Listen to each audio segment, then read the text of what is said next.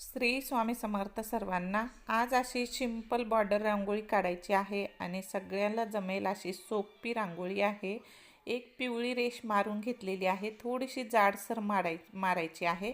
त्यानंतर पांढऱ्या रांगोळीने खाली जसे मी गोल आकार देत आहे ना तशा पद्धतीने द्यायचे आहे। फक्त 4 बोट अंतरावर करायचे आहे। एक इकडं तोंड करून करायचं आहे, एक इकडं तोंड करून करायचं आहे। सिंपल अशी रांगोळी आहे, सगळ्याला जमेल अशी रांगोळी आहे। तर काढून झाल्याच्या नंतर खाली 3 डॉट काढायचे आहेत पांढऱ्या रंगाचे आणि छान असं त्याला फुलाचा आकार द्यायचा आहे। मार्गशीर्ष महिना आहे, महालक्ष्मीची पूजा मांडतो, श्री स्वामी समर्थ महाराजांचे पारायण करतो, पुन्हा देवघराच्या समोर उंबरा पूजन करतो, असे विशिष्ट देवपूजा करतो आपण। मग तेव्हा अशा पद्धतीने सिंपल अशा रांगोळी बॉर्डर रांगोळी काढल्यानं देवपूजेला आणखीन छान अशी लुक येतो, बरोबर का नाही? त्यामुळे नक्की काढून बघा, खूप सोप्या आणि सिंपल रांगोळी आहेत। आता मध्यभागी जे 4 बोटाचा स्पेस ठेवलेला आहे आपण, तिथे छान अशा उभ्या 3 रेषा मारून घ्यायच्या आहेत। मध्यभागची रेष जी आहे ना थोडीशी मोठी मारायची आहे आणि बाजूच्या रेषा छोट्या मारायच्या आहेत, छान दिसतो बघा।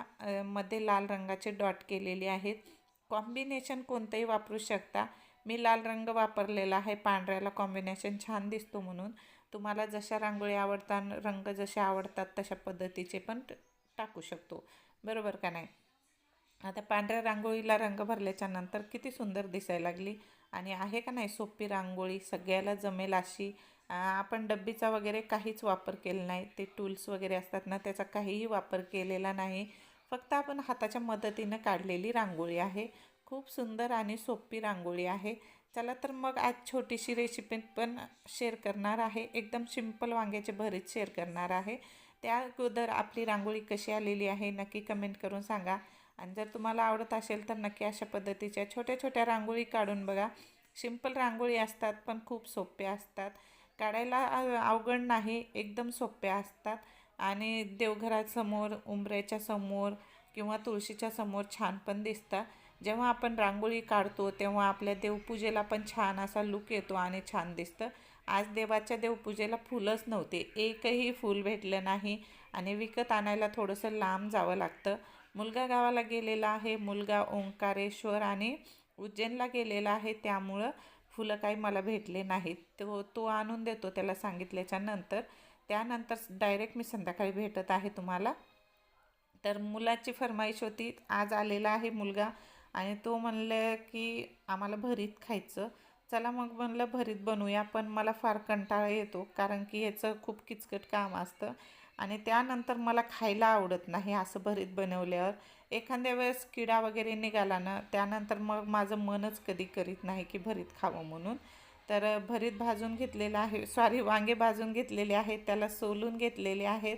त्यामध्ये काहीही नव्हतं, एकदम छान वांगे आहेत पांढरे शुभ्र। तर त्या मॅश करून घेतल्याच्या नंतर लाल तिखट घातलेलं आहे, मीठ घातलेलं आहे आणि खूप सारी कोथिंबीर घातलेली आहे आणि एक कांदा एकदम बारीक चिरून घातलेला आहे। सगळे कच्चे मसाले वापरायचे आहेत, थोडंसं तेल घातलेलं आहे, तेल मात्र याच्यामध्ये थोडं जास्त घालायचं आहे। खायला अप्रतिम लागतं बरं का, हे भरीत खूप छान लागतं, मला पण खूप आवडतं, पण ते मीच माझ्या हातानं बनवते ना त्यामुळं मी खात नाही कधीच। तर एकदा नक्की अशा पद्धतीनं कच्चं भरीत करून बघा, खूप टेस्टी लागतं, पोळीसोबत खायला अप्रतिम लागतं। तर हे मुलाने प्रसाद आणलेला आहे, तर त्याच्या मित्राकडे ठेवलेला होता, तर त्यांनी आता घरी घेऊन आलेला आहे। त्याला वाटलं पेढेच आहेत म्हणून त्याने बेसनाचे लाडू घेतलेले आहेत। थोडंसं जाडसर काढलेलं होतं ते बेसन, पण खायला छान होते, चांगल्या तुपातले होते, पण थोडं जाड काढलेलं होतं, करकर लागत होतं दातामध्ये। पण प्रसाद आहे म्हणल्याच्या नंतर खाऊन टाकायलाच पाहिजे। आणि इतका डब्बा दिलेला आहे 400 रुपयाला, खूप महाग असतं। देवस्थानाच्या ठिकाणी काही पण विकल्या जातं आणि खूप महाग विकल्या जातं, त्यामुळे आपण घरी बनवलं तर खूप सारे लाडू होतात 400 रुपयामध्ये आणि हे 6च लाडू 400 रुपयाचे आहेत। तर बघा असं बिझनेस असतो लोकांचा तिथं देवस्थानच्या ठिकाणी आणि आपण काय करतो, प्रवासी लोक, भक्त लोक जातो, मग प्रसाद असतो म्हणून घेतो, पण पोरांना कळालं नाही की पेढा आहे का बेसनाचा लाडू। त्याने काय खाऊन बघितलं नाही, त्याला वाटलं पेढाच आहे म्हणून त्याने घेतले, तर ते निघाले बेसनाचे लाडू। असो, देवाचा प्रसाद आहे, आणि चांगला आहे खायला. चला तर मग सगळा खाऊन फिनिश करायचा आहे. मग भरीत झालं, पोरांना भरीत दिलेलं आहे. आता मला भाज्या वगैरे पण निवडायच्या आहेत. तांदूळ कुंजराची भाजी घेतलेली आहे आणि सकाळी गाजर घेतले होते तर गाजर सगळे संपले.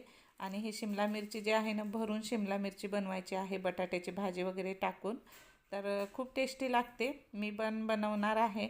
आणि आम्ही काही खाऊ लागलं, किचनमध्ये काही गप्पा करू लागलं की जिम्मी आमच्या जवळच असते. जिम्मीला वाटतं हे काय खायलेत, काय काय गप्पा करायलेत, आपल्याला बी सांगितल्या पाहिजे. आणि तिला तर गोडाचा वास म्हणजे की भयानक येतो. गोड असलं काही की लगेचच पळत येते. तिला गोड खायला खूप आवडतं, तुपाचं आयटम आणि गोड. पण तिच्या शरीरासाठी चांगलं नाही, त्यामुळं आम्ही थोडंसं देतो तिला, पण कमी देतो. तर आजच्या दिव्यामध्ये बी छान फूल तयार झालेलं आहे. आणि पारायण दरम्यान तर फक्त एक दिवस सोडून बाकी 6 दिवस आपल्या पूजेमध्ये जिथे जिथे दिवे लावले तिथे तिथे फूल असे स्वामी समर्थ महाराज प्रचिती देत होते. चला तर मग आजचा छोटासा व्हिडिओ इथपर्यंतच आहे. आजचा व्हिडिओ कसा वाटला, आजचा छोटासा ब्लॉग कसा वाटला नक्की कमेंट करून सांगा. आणि आजची रांगोळी पण खूप सुंदर काढलेली आहे. कशी वाटली नक्की कमेंट करून सांगा. मला रांगोळी काढायची आणि खूप आवड आहे, त्यामुळं मी रांगोळी काढत असते. आवडल्यास फॉलो, शेअर, सबस्क्राईब नक्की करा. श्री स्वामी समर्थ.